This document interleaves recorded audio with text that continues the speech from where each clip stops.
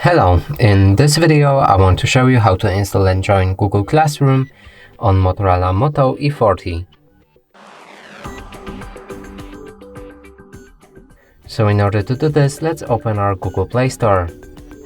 Next is to search for an app and here enter Google Classroom. Now select this app and install it.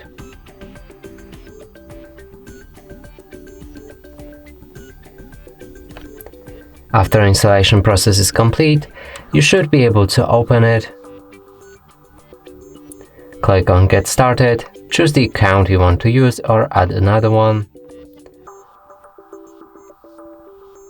Then select this plus button, join the class, enter the class code which you should be provided with and click on the join. And that's it for this video. Hope you like it. Please consider subscribing to our channel, leave a like and a comment below.